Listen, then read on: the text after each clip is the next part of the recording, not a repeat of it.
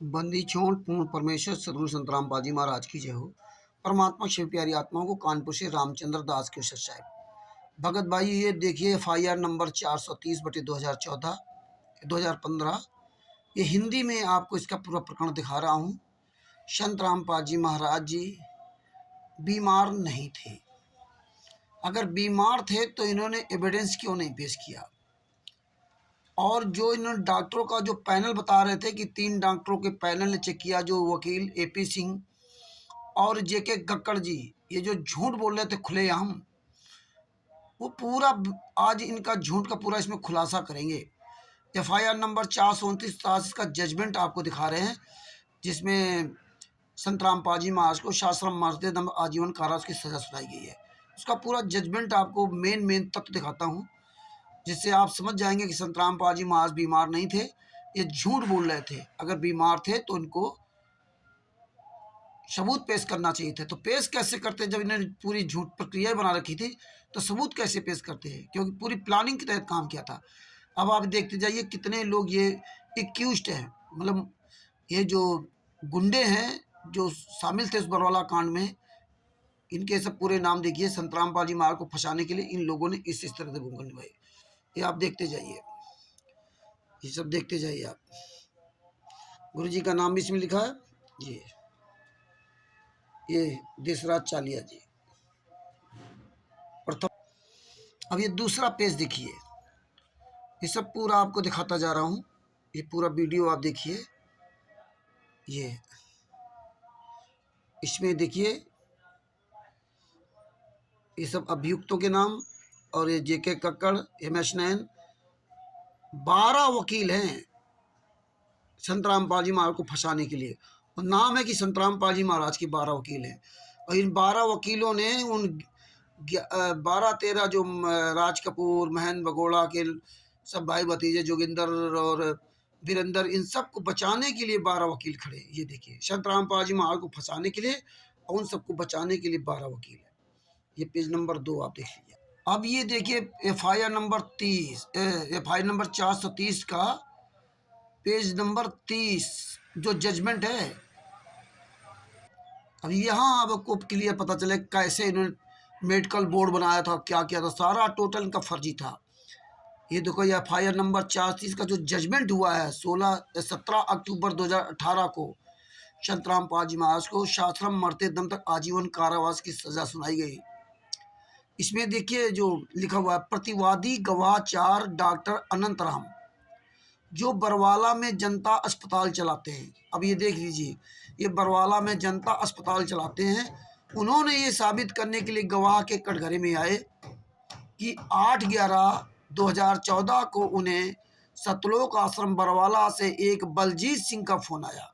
देखिए, अनंत राम जो एक प्राइवेट अस्पताल चलाते हैं, प्राइवेट डॉक्टर हैं, उन्होंने बताया कि सतलोक आश्रम बरवाला से एक बलजीत नाम के व्यक्ति का फोन आया और वे सिविल अस्पताल के 3 डॉक्टरों के साथ प्रतिवादी गवाह number 1 doctor MK Garg, doctor Naresh दागी, डॉक्टर ज्ञानेंद्र और LK झा बाबा रामपाल की बीमारी के बारे में उनकी जांच करने आश्रम गए। अब देखिए, मतलब बता रहे ये 3 जांच करने गए थे, बलजीत का फोन आया था, तब ये 3 जांच करने थे गए थे। और यही AP सिंह गद्दार वकील, सुप्रीम कोर्ट का सीनियर वकील, 98-10-36-81-52, और ये जो हिसार कोर्ट का वकील JK गक्कड़, और यही रोहतक में है। इसका मोबाइल नंबर है JK गक्कड़ 94-160-84-142, 94-160-84-142। ये JK गक्कड़ का नंबर है। ये इनको बता रहे हैं कि 3 डॉक्टरों का पैनल चेक करने गया था। ये प्राइवेट डॉक्टर है, इन प्राइवेट डॉक्टरों से कोई लेना देना नहीं। और बलजीत ने फोन किया था, और ये क्या कहते हैं कि सरकारी डॉक्टरों के पैनल ने चेक किया था जाकर के। आगे क्या लिखा है, उन्होंने अभियोग प्रतिवादी गवाह 4A से अभियोग प्रतिवादी गवाह 4C की रिपोर्ट भी साबित की, जिसे उन्होंने GH हिसार के डॉक्टरों के बोर्ड को सौंप दिया। देखिए, इन्होंने अपनी ये प्राइवेट डॉक्टर, फर्जी डॉक्टर, जो बलवाला बलजीत के फ़ोन करने पर ये पहुंचे थे, और इन्होंने अपनी रिपोर्ट जो है बता रहे कि जो सरकारी डॉक्टर होते हैं जीएच हिसार के डॉक्टरों के बोर्ड को सौंप दिया। उन्होंने आगे कहा कि उन्होंने बाबा रामपाल को किसी हृदय रोग विशेषज्ञ में खुद भर्ती करवाने की सलाह दी। बताइए, प्रतिवेक्षण में मुख्य बात यह आई कि ये डॉक्टर स्वयं अभियुक्त है, उसके खिलाफ 2 केस लंबित हैं, जिसमें माननीय उच्च न्यायालय ने कार्रवाई पर रोक लगा दी है। अब आप ये देखिए, ये था षड्यंत्र। ये गद्दारों ने क्या फाइल नहीं पढ़ी क्या? ये जो हिसार कोर्ट का वकील है जेके गग्गड़, ये फाइल नहीं पढ़ी क्या? ये सब पता था। इन गद्दारों ने बाहर मीडिया के सामने कैसे झूठ बोलते हैं कि डॉक्टरों के 3 पैनल ने चेक किया था, और ये प्राइवेट डॉक्टर थे अनंत राम वगैरह, और ये कह रहे कि मैंने उनको सौंप दिया था। तो तेरी रिपोर्ट सरकारी डॉक्टर क्यों मानेंगे? तो उसे क्या ले रहे थे ना? कैसे ही पूरी दुनिया के सामने, वीडियो के सामने झूठ बोला जा रहा है, जो कि आप आगे सब वीडियो आपको लगा के सुनाऊंगा किस तरह ये झूठ बोल रहे हैं।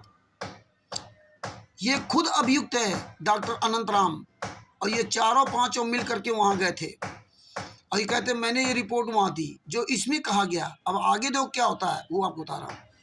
ये तो इन्होंने जो बताया, मैडम आशीष गुंडो ने और जेके गक्कड़ वकील ने जो ये कोर्ट को दिया, स्टेटमेंट दिया लिखित में, वो बता रहा हूँ आगे क्या होता है। प्रतिवादी गवाह 5 डॉक्टर निपुण Gupta, MLB medical college Jhansi ने कहा है कि 19/3/2013 को वे डॉक्टरों के बोर्ड के सदस्य थे और उन्होंने रजनी की जांच की और इलाज किया। 19/3 वह संक्रमण, ये तो रिपोर्ट वो दे रहे हैं कि रजनी की क्या समस्या थी। आगे आपको बता रहा हूं।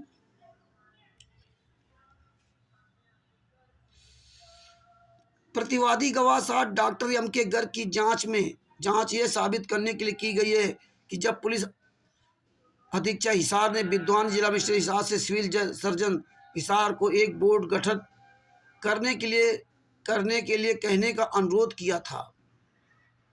अभी देखिए, ये मैं क्या लगा, डॉक्टर एम के घर। अब डॉक्टर एम के घर कौन है, ये भी आपको दिखाते जाना उचित होगा।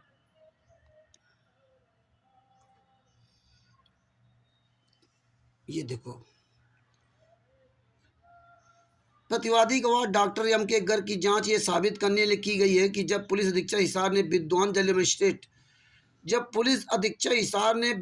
जिला मजिस्ट्रेट हिसार से सिविल सर्जन हिसार को एक बोर्ड गठित करने के लिए कहने का अनुरोध किया था,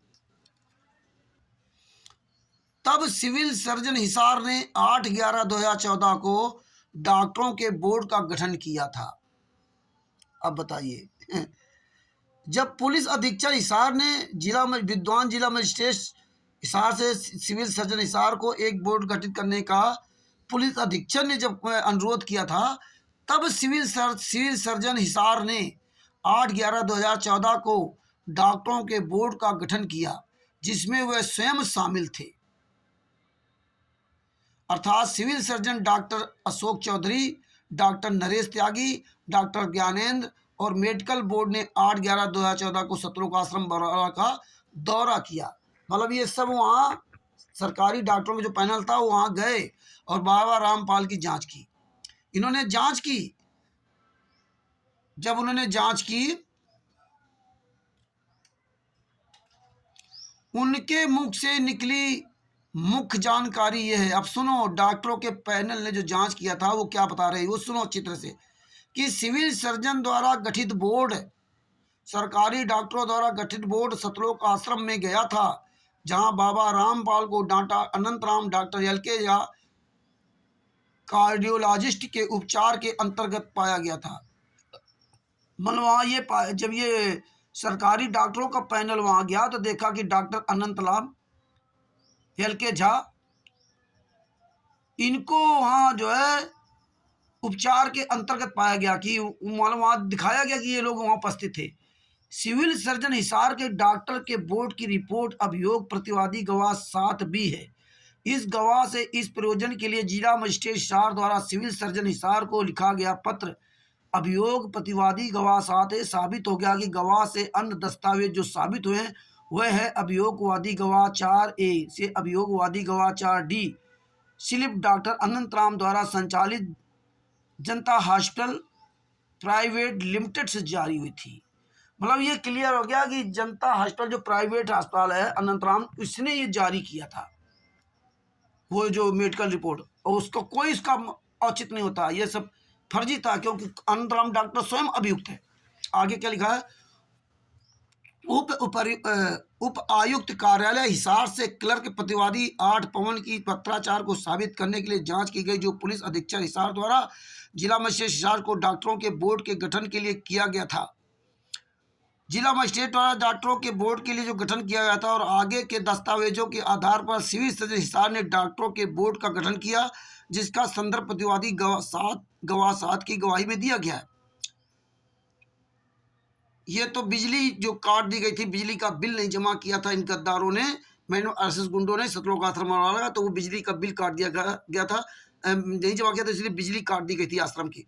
आगे देखो क्या लिखा, पॉइंट नंबर 50, प्रतिवादी गवाह डॉक्टर अनंत राम द्वारा संचालित अस्पताल में, देखिए डॉक्टर अनंत राम द्वारा संचालित प्राइवेट डॉक्टर में doctor LK. Jha visiting consultant ने बताया कि 8/11/2014 को रात 8:45 बजे वे सतलोक आश्रम में गए, पेज नंबर 31 अब 32, और बाबा रामपाल का चिकित्सीय परीक्षण किया, जो उनके अनुसार हाइपरटेंशन का ज्ञात केस था। अब देखिए इसमें स्वयं जो है अनंत राम द्वारा संचालित अस्पताल में डॉक्टर एल.के. झा जो विजिटिंग कंसल्टेंट है वो खुद बता रहे हैं कि जब हम सतलोक आश्रम बरवाला में गए और चिकित्सीय परीक्षण किया तो जो उनके अनुसार हाइपरटेंशन का ज्ञात केस था। ज्ञात केस था का मतलब कि डॉक्टर एल.के. झा को ही बताया गया था कि इनको जो है ना हाइपरटेंशन और ये सब छाती में दर्द घबराहट होने की शिकायत कर रहे हैं। ये मैंने आरएसएस गुंडों ने उनको बताया था कि संत रामपाल जी महाराज के छाती में दर्द है, हाइपरटेंशन है, उन्हें बेचैनी, दर्द और पसीना आ रहा है। जांच करने पर ये जब बताया इन्होंने, और जब डॉक्टर एल.के. झा ने जांच किया, जब उन्होंने जांच किया तो उन्होंने सामान्य हृदय की ताल पाई, मतलब छाती में ना कोई दर्द था, ना श्वसन प्रणाली में सामान्य वायु प्रवेश था, ना कोई घबराहट थी। उनके द्वारा जो उपचार सुझाया गया था उनसे वह सिद्ध हो गया कि इस गवाह की प्रशिक्षण में मुख्य बात ये सामने आई है कि डॉक्टर अनंत राम को छोड़कर किसी भी व्यक्ति ने सतलोक आश्रम जाने के लिए नहीं कहा था। अब बताइए, डॉक्टर अनंत राम को छोड़कर किसी भी व्यक्ति ने उन्हें सतलोक आश्रम जाने के लिए नहीं कहा था, उन्होंने स्वीकार किया। Doctor LK. झा ने बताया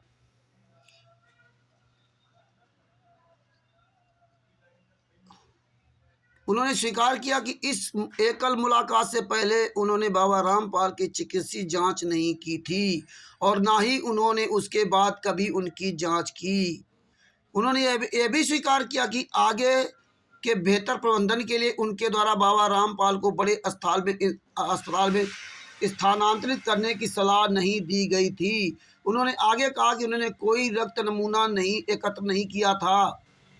उन्होंने यह भी कहा कि सतलोक आश्रम में जाने के दौरान उन्होंने कोई चिकित्सीय उपकरण नहीं लिया और उनके अनुसार अन्य उपकरण पहले से ही सतलोक आश्रम में उपलब्ध थे। ये तो आपने FIR नंबर 46 का पेज नंबर 31 की बात सुनी। अब 30 में आपको पहले क्या बताया गया था, अब 30 की एक बार फिर आप रिपीट कर लीजिए। ये देखिए इसमें क्या लिखा है, पेज नंबर 30 में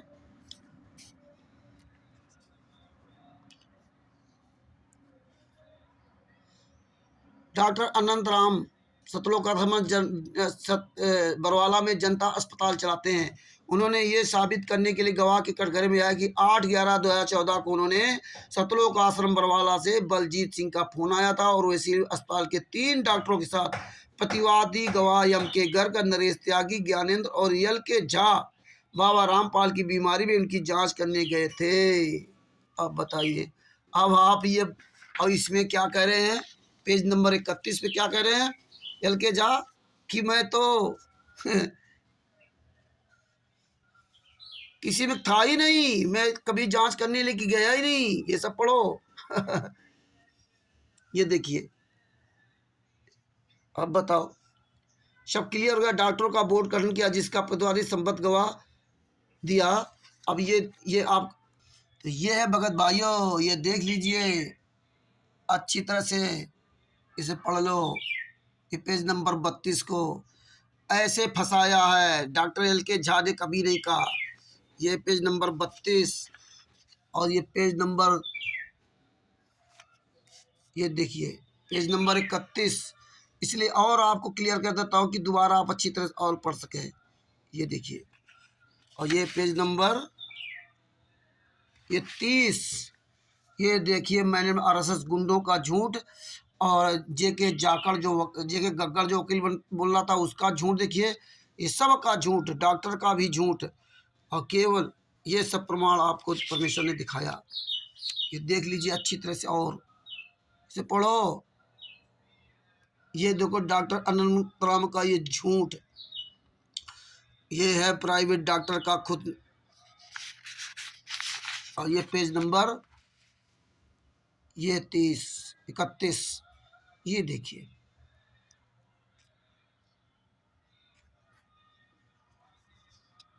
ये देखिए डॉक्टर एल के झा ने बताया। देखो फिर यहाँ से आपको दिखा देता हूँ। डॉक्टर एल के झा ने बताया कि 8/11/2014 को रात 8:45 बजे सतलोक आश्रम गए और बाबा रामपाल का चिकित्सीय परीक्षण किया।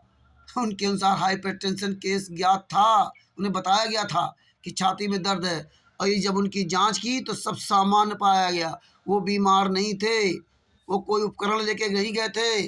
उन्होंने कभी नहीं कहा किसी दूसरे अस्पताल में शिफ्ट कर देना। ये देखिए परमात्मा की दया से आप पूरा विवरण परमात्मा ने दिखा दिया आपके सामने। ये है एक गद्दारों का काला चिट्ठा, देख लीजिए। ये है मैंने आरएसएस गुंडों का ये किया हुआ कारनामा। ये पूरी तरह क्लियर हो गया कि संतराम पाजी महाराज बीमार नहीं थे, और एपी सिंह वकील एल के झा ये गद्दार लोग, एल के झा नहीं जेके गक्कड़, एक गद्दार लोग किस तरह मीडिया के सामने खुलेआम झूठ बोलते हैं। ऐसा लगता है जैसे इन्होंने फाइल देखी नहीं, फाइल पढ़ी नहीं, और संतराम पाजी महाराज पर सजा करवा दी इन गद्दारों ने मिलकर के। इतिहास में पहली बार ऐसा आपने देखा होगा, सुना होगा कि इन गद्दारों ने किस तरह केस के अंदर क्या किया और बाहर कैसे झूठ बोल रहे हैं। आगे आपको दिखा। अब इस पेज नंबर 32 से क्लियर हो गया कि संतराम पाजी महाराज बीमार नहीं थे। 31-32 से क्लियर हो गया कि संतराम पाजी महाराज बीमार नहीं थे। ये सब के सब झूठ बोल रहे थे, पूरी टीम झूठ बोल रही थी। सब के झूठ का खुलासा परमेश्वर ने करवा दिया। और ये देखिए ये नागेंद्र चौहान ने कैमरे लगाए थे। उन्होंने 2010 से सतलोक आश्रम बरवाला में सीसीटीवी कैमरे लगाए थे। ये देखिए पूरा देखिए, उन्होंने सब वीडियोग्राफी की थी। ये वह डिजिटल वीडियो रिकॉर्डर से सीसीटीवी फुटेज तैयार करता था, और उसने उस रिकॉर्डिंग के बारे में पेन ड्राइव के रूप में दस्तावेज अभियोग प्रतिवादी गवाह 13 ई मेमोरी कार्ड अभियोग प्रतिवादी गवाह 13 एफ को पेश किया। और उसने गवाही दी है कि उसने 8/11/2014 को 18/11/2014 को बरवाला कांड के दिन अभियोग सतलोक आश्रम में हुई घटना की रिकॉर्डिंग भी सहेज ली है। देखिए ये नागेंद्र चौहान ने पूरी वीडियो रिकॉर्डिंग भी बनाई थी। उन्होंने सतलोक आश्रम बरवाला में 32 सीसीटीवी कैमरे लगाए हैं। इस गवाह ने कहा कि वह परमेश्वर भक्ति ट्रस्ट, कबीर परमेश्वर भक्ति ट्रस्ट, जो अपने स्तर पर अभियुक्तों द्वारा बनाए गए विश्वास की तरह है, कबीर परमेश्वर भक्ति ट्रस्ट से प्रति कार्यक्रम अपना शुल्क लेता था। लेकिन जब विद्वान सरकारी वकील ने से इस ट्रस्ट के संविधान की प्रति की आपूर्ति करने के लिए कहा, तो वह गवाह ने कहा कि वह कहीं गलत जगह रख दिया है। इस गवाह ने आगे बताया कि अदालत में उनके द्वारा प्रस्तुत की गई डीवीआर अभियुक्त प्रतिवादी गवाह 13 ईबे का एक दिन का डेटा दिनांक 18/11/2014 और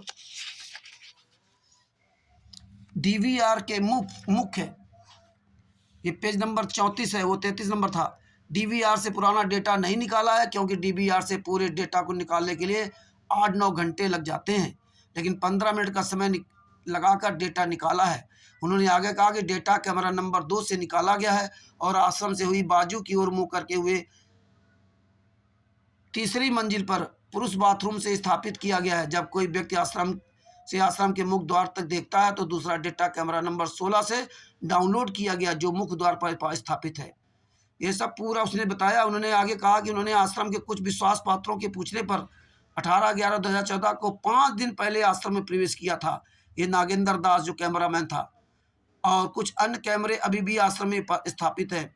उनकी पति परीक्षण की अन्य मुख्य बात यह है कि हालांकि इस गवाह का कहना कि वह अपने हैंडी कैम के मालिक है और दुकान का नाम नहीं बता सका।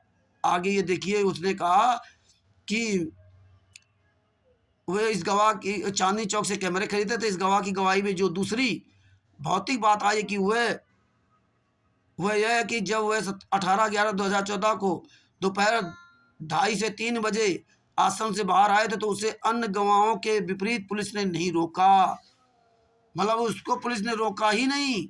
18/11/2014 को 2:30-3 बजे वहां से आश्रम से बाहर निकला, किसने नहीं रोका। उन्होंने यह भी स्वीकार किया कि बलजीत जो उन्हें फोन करता था वह अदालत में मौजूद है और FIR नंबर संख्या 428/2014 की अभियुक्त है। और ये CCTV कैमरे जो है बलजीत ने ही लगवाए, ये सब उसने बताया। ये नागेंद्र चौहान है, इसने कैमरे लगाए थे और पूरे घटनाक्रम की CD जो है इन मैंने RSS गुंडों ने कोर्ट में उपलब्ध कराई है। अब कोर्ट में भी साबित हो गया कि संतराम पाजी महाराज बीमार नहीं थे। वो CD में भी पूरा दिखाया गया था संतराम पाजी महाराज बीमार नहीं थे, झूठ बोल रहे थे। और इन लोगों ने इस तरह झूठी कहानी रच करके संतराम पाजी महाराज को फंसा दिया, क्योंकि ये संतराम पाजी महाराज के वकील बन करके JK कक्कड़, AP सिंह जैसे झूठे लोग, 12 वकील, ये सब मिल करके संतराम पाजी महाराज के वकील बन करके संतराम पाजी महाराज को ही सजा करवा दी। आगे आपको दिखाता हूँ भैया, ये पूरा प्रमाण देख सकते हैं, पेज नंबर 33, ये आप पढ़िए, पेज नंबर 33 पूरा पढ़ सकते हैं।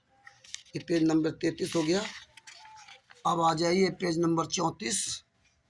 ये पेज नंबर 34 आप पढ़िए, ध्यान से पढ़िए, आपको सब समझ आएगा। FIR नंबर 430 का जो है पूरा ये जजमेंट है। ये देखिए, ये पेज नंबर 35 देखिए, ये पूरा जजमेंट आप पढ़िए, खुद आप पढ़ सकते हैं। ये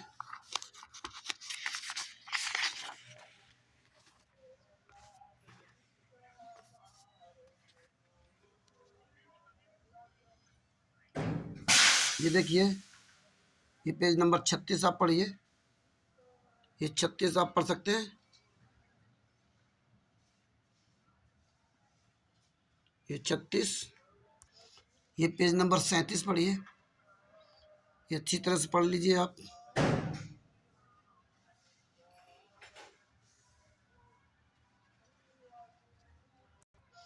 ये पेज नंबर 38 पढ़िए, पूरा पढ़ते जाइए आप। ये पेज नंबर 38।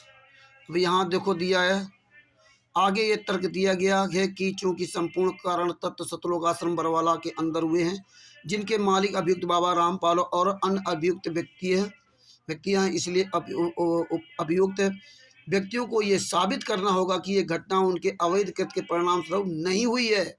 मतलब साबित करना होगा, लेकिन उन्होंने साबित नहीं किया, कोई सबूत नहीं दिया। आगे क्या है, लेकिन ऐसे कोई सबूत या परिस्थिति को रिकॉर्ड में नहीं लाया गया है जो अभियुक्तों की बेगुनाही को साबित करता है।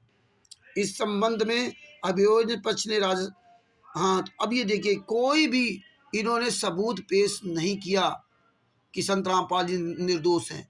ये पेज नंबर 38 है, ये देख लीजिए, कोई भी सबूत नहीं पिया ये पेश किया JK कक्कड़ 12 वकीलों ने, और ये तो AP सिंह तो वकील था ही नहीं। इन गद्दारों ने, JK कक्कड़ वकीलों ने इस तरह संतराम पाजी महाराज को फंसाया। करो इन गद्दारों को फोन, इन कायरों को, हरामखोरों को, जेके कक्कड़ का जो मोबाइल नंबर है वो 94 160 84 142 है। 94 160 84 142, ये जेके कक्कड़ इशारा वाले का मोबाइल नंबर। बताओ इस गद्दार को कि तूने एक भी संतराम पाजी महाराज के पक्ष में सबूत पेश नहीं किया। आगे आपको दिखाता हूँ। अब ये देखिए पेज नंबर 47, ये पूरी कहानी आप पढ़िए, मिर्ची पाउडर ये सब देखिए। आगे फिर इनका एक आपको झूठ प्रस्तुत करा रहे हैं। ये देखो, जब संतराम पाजी महाराज जी कोर्ट की तारीख में नहीं गए थे, यहाँ इन्होंने क्या बताया कि एक अन्य केस में मानी पंजाब हरियाणा उच्च न्यायालय पर आने से पहले अभियुक्त बाबा रामपाल के गैर हाजिर होने के संबंध में केस के एक अन्य महत्वपूर्ण पहलू पर आते हुए बचाव पक्ष के विद्वान वकील, मतलब जेके कक्कड़ जैसे निकम्मे लोग वकील ने उपचार रिकॉर्ड और राय अभियोग प्रतिवादी गवाह 4A के प्रति न्यायालय का ध्यान खींचा और प्रस्तुत किया कि 8/11/2014 को अभियुक्त बाबा रामपाल गंभीर रूप से बीमार थे, सीने में दर्द से पीड़ित थे और पूरी तरह से आराम करने की सलाह दी गई थी और कार्डियोलॉजिस्ट डॉक्टर LK झा प्रतिवादी गवाह 10 की सलाह के अनुसार हुए सहियाग्रस्त थे। इसीलिए अभियुक्त बाबा रामपाल उच्च न्यायालय के समक्ष उपस्थित नहीं हुए हो पाए। पेज नंबर 48 में दिया, लेकिन माननीय उच्च न्यायालय के समक्ष इन सभी परिस्थितियों को नहीं लाया गया, पूरे प्रकरण को एक अलग से रूप दे दिया गया। अब बताइए, मतलब ये इन्होंने LK झा पे आरोप लगा दिया। अब LK झा क्या कह रहे हैं, पेज नंबर 31 पे आ जाते हैं आपको। अब ये आप देखो, ये बता रहे हैं कि सीने में दर्द था, LK झा ने बताया था। जज ने कहा इन्होंने किसी भी तरह कोई भी सबूत पेश नहीं किया, ये केवल गुमराह कर रहे थे। अब देखो LK झा का नाम, अब LK झा ने क्या कहा था, LK झा का नाम बदनाम कर रहे हैं, सबूत कुछ नहीं है। LK झा ने क्या कहा था, doctor LK Jha, page number 31 पे देखिए, ये पेज नंबर 31 पे डॉक्टर LK झा का नीचे बयान पढ़िए, क्या लिखा है।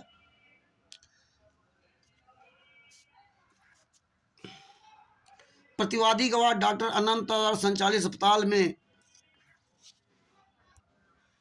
ये प्रतिवादी गवाह डॉक्टर अनंतराम द्वारा संचालित अस्पताल में doctor LK Jha visiting consultant बताया कि 8/11/2014 को रात 8:45 बजे सतलोक आश्रम गए थे और बाबा रामपाल का चिकित्सीय परीक्षण किया, जो उनके अनुसार हाइपरटेंशन का ज्ञात था और छाती में दर्द होने, घबराहट होने की शिकायत थी। उन्होंने बेचैनी, दर्द, पसीना हो रहा था, ये उनको बताया गया था। लेकिन उन्होंने जांच करने पर उन्हें सामान्य हृदय की ताल पाई, श्वसन प्रक्रिया में सामान्य वायु प्रवेश था। उनके द्वारा जो भी उपचार सुझाया गया था उनसे सिद्ध हो गया कि गवाह की प्रत्यक्षण मुख्य बात यह आई कि डॉक्टर अनंत राम को छोड़कर किसी व्यक्ति ने उन्हें सतलोक आश्रम जाने के लिए नहीं कहा था।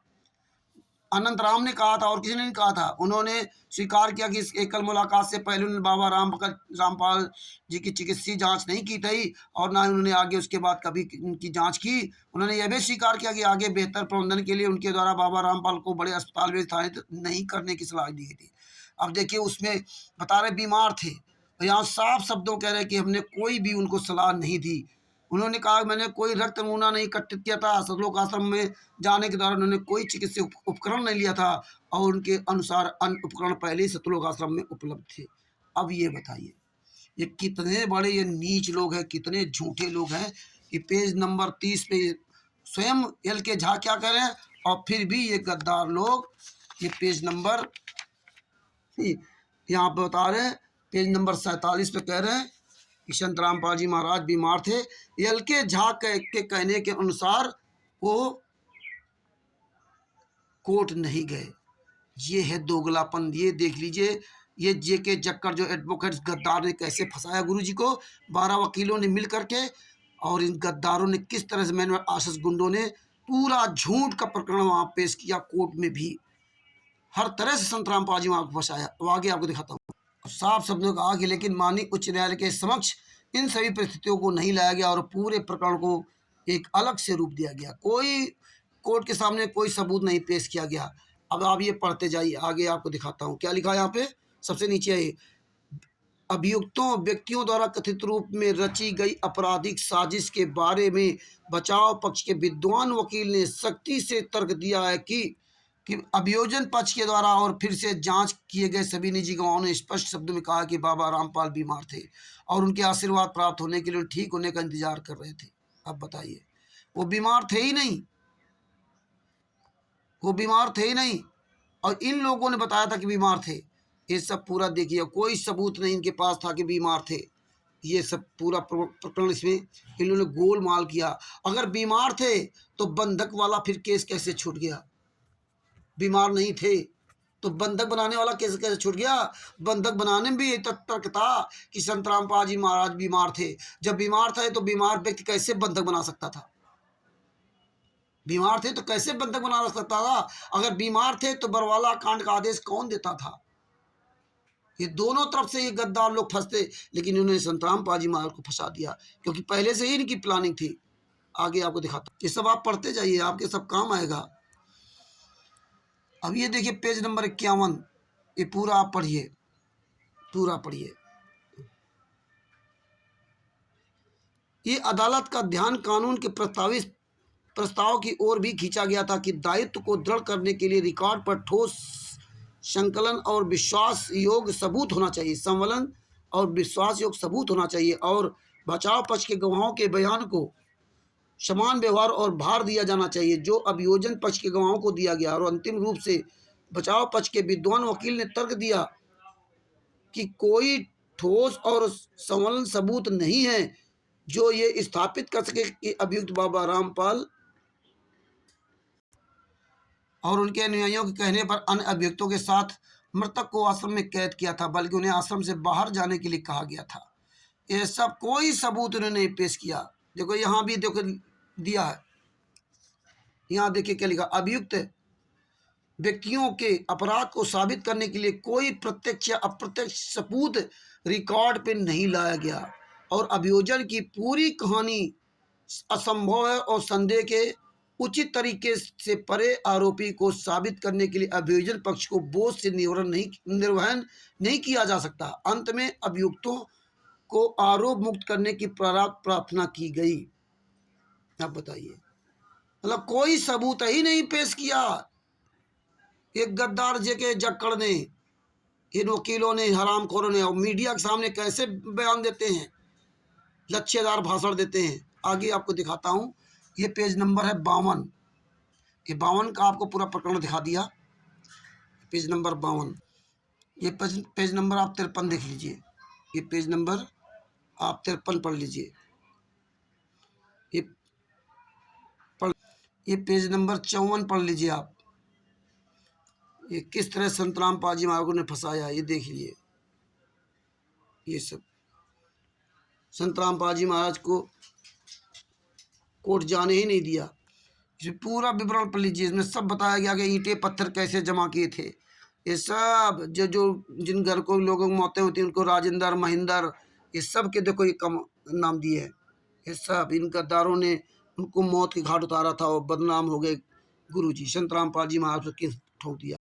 अब ये पेज नंबर 70 देख लीजिए, ये देखो पढ़िए आप। क्योंकि अभियोजन पक्ष द्वारा दिए गए सबूत काफी स्वाभाविक हैं, आश्वस्त और विश्वसनीय है, और उसी पर अविश्वास करने का कोई कारण नहीं है, और रिकॉर्ड के में बचाव पक्ष द्वारा कोई पर्याप्त सामग्री नहीं रखी गई, कोई सामग्री नहीं रखी गई जिसमें से एक अनुमान लगाया जा सकता है कि अभियुक्तों को इस केस में झूठा फंसाया गया है। ये बताइए, ये पेज नंबर 70 देखो, आखिरी पर चल रहे हैं। मतलब कोई सबूत नहीं दिया इस गद्दारों ने, जेके जक्कड़ वकील ने, हिसार कोर्ट के गद्दार वकील ने कोई सबूत नहीं पेश किया। इसीलिए हम कहते थे कि इन्होंने 2015 से लेकर 2018 तक कोर्ट में कोई सबूत पेश नहीं किया, तारी पे तारी लेते रहे, अंत में जज को झुल्ला करके फैसला सुनाना पड़ा। आगे देखो ये सब पूरा दिया है। मृत्यु का कारण एक बंद कर्मी ने घुटन था। उन्होंने ये भी कहा कि नाक से झाग निकल रहा था, जो दम घुटने से मृत्यु के निष्कर्ष निकलता है। अगर नाक से झाग निकल रहा तो दम घुटने से मौत होती है। ये सब पूरा देखो उसमें दिया था, दम घुटने लगता है और ऐसे व्यक्ति जैसे मृतक रजनी को निमोनिया पीड़ित था। ये सब पूरा दिया है। अब आगे आपको दिखाता हूँ, यही देखो पेज नंबर 71 पे दिया है। कि आंसू गैस इत्यादि किस तरह उनकी मौत हुई थी, क्या हुआ था, इसमें आगे बताया कि अभियुक्त बाबा रामपाल के हजारों अनुयायियों, हाँ यहाँ देखो लिखा, अधिकारियों द्वारा हालांकि अभियुक्त ने बचाव किया कि भगदड़ के कारण घुटन हुई थी, लेकिन पुलिस अधिकारियों द्वारा भगदड़ के कारण घुटन हुई थी ये साबित करने के लिए कि कोई ठोस और आश्वस्त सबूत रिकॉर्ड पर नहीं लाया गया। दूसरी ओर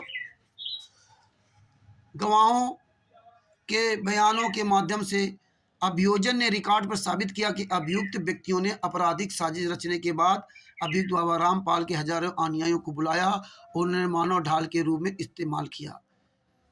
इन्होंने साबित कर दिया। और ये मैडम आरएसएस गुंडों ने, जेके जक्कड़ वकील ने, 12 वकील ने एक भी सबूत कोर्ट में संतराम पाजी मां के पक्ष में नहीं पेश किया, एक भी सबूत पेश नहीं किया। ये देखिए पूरा साबित हो गया कि किस तरह वो महिलाएं मरी थी। कोर्ट में सारे एविडेंस रखे गए, दवाइयां तक इनके स्टॉक में नहीं थी। ये देख लीजिए, ये देखिए पेज नंबर 114, ये आप पढ़ लीजिए पूरा अच्छी तरह से। आगे आपको एकदम लास्ट में जजमेंट आपको सुनाता हूँ। ये देखिए ये क्या लिखा है, ये पढ़ो। वर्तमान केस के तथ्यों और परिस्थितियों के अनुसार जैसा कि ऊपर चर्चा की गई है, अभियोजन पक्ष की अगुवाई में सबूत काफ़ी स्वाभाविक, आश्वस्त और भरोसेमंद हैं और उस पर अविश्वास करने का कोई कारण नहीं है। और बचाव पक्ष द्वारा रिकॉर्ड पर कोई सामग्री नहीं रखी गई है जहां से अभियुक्तों की बेगुनाही के बारे में और उनके खिलाफ झूठा मामला दर्शाया गया है, उसका अनुमान लगाया जा सकता है। इसलिए सभी अभियुक्त व्यक्तियों को उनके खिलाफ लगाए गए आरोपों के लिए दोषी ठहराना संभव है, दोषी ठहरा दिया गया। ये 114 और 115 में उनको जजमेंट दे दिया गया संतराम पाजी महाराज खिलाफ। तो ये आपको ये पूरा सबूत दिखाया गया कि संतराम पाजी महाराज बीमार नहीं थे और इन्होंने केवल झूठ बोला था। परमेश्वर ने इसीलिए दया करके आपको दिखाया ये प्रमाण। साहब भगत जी, अब अंत में आपको फिर एक बार हम डॉक्टर अनंत राम का इनके काला चिट्ठा दिखाता हूँ, किस तरह ये झूठ बोला गया था। डॉक्टरों का कोई पैनल नहीं था और इतना संत रामपाल जी महाराज बीमार थे। एल के झा ने क्या बताया और ये पहले क्या बोले थे, ये पूरा आप पढ़ लीजिए। पेज नंबर 30 को पढ़िए, पेज नंबर 30 को पढ़िए अच्छी तरह जूम करके। ये देखो ये उनके गर्भ डॉक्टर साहब क्या कह रहे हैं। पेज नंबर 30 को अच्छी तरह पढ़ लीजिए। पेज नंबर 31 को आप पढ़ लीजिए।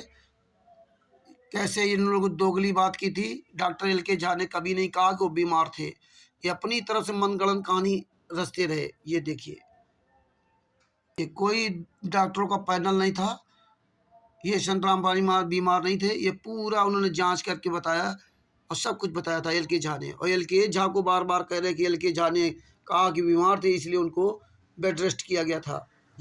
ये पेज नंबर 33 पर लीजिए। ये देखिए इन्होंने सीडी तक उपलब्ध कराई है कोर्ट को। ये देखिए ये पूरा अच्छी तरह देख लो। जबकि एल के झा ऊपर बता चुके कि मैंने कभी ऐसा नहीं बताया, कहा कि वो बीमार हैं, उनको कोर्ट ना जाएं, वो रेस्ट करें। ये देखिए ये फिर वही कहा कि सीने में दर्द थे, पीड़ित थे, इसलिए ये सब झूठ बोल रहे थे। तो ये 2 पेज आपके लिए बहुत महत्वपूर्ण है। ये पेज नंबर 47, ये देखिए ये पेज नंबर 47 देख लीजिए इनका झूठ का। और ये पेज नंबर 31 इनके मैन आरएसएस गुंडों को और 38 वकीलों का झूठ का पूरा प्रमाण आपके सामने। ये देखिए पेज नंबर 32। एल के जाने कभी नहीं कहा था ये बीमार है, ये पूरा देख लीजिए। अब आगे आपको इन वकीलों, झूठे वकील गद्दारों के वीडियो सुनाता हूँ, किस तरह मीडिया के सामने खुलेआम झूठ बोलते ये बेशरम लोग, क्योंकि जानते हैं कि ये किसी को फाइल मिलेगी ही नहीं। लेकिन परमात्मा ने ये फाइल दिलवा दी। बंदी छोड़ सतगुरु संत रामपाल जी महाराज की दया हो। आज परमात्मा ने साबित करवा दिया कि संत रामपाल जी महाराज बीमार नहीं थे। ये जजमेंट की फाइल है और तभी संत रामपाल जी महाराज को मरते दम तक आजीवन कारावास की सज़ा सुनाई गई। अगर ये संत रामपाल जी महाराज के पक्ष में जेके जक्कड़ और 12 वकील अगर सबूत पेश करते तो संत रामपाल जी महाराज को कभी सज़ा नहीं होती, बल्कि ये जितने भी मैडम आरएसएस गुंडे थे इनको सज़ा होती। ये सब सलाखों के पीछे होते और संत रामपाल जी महाराज निर्दोष जेल से बाहर होते।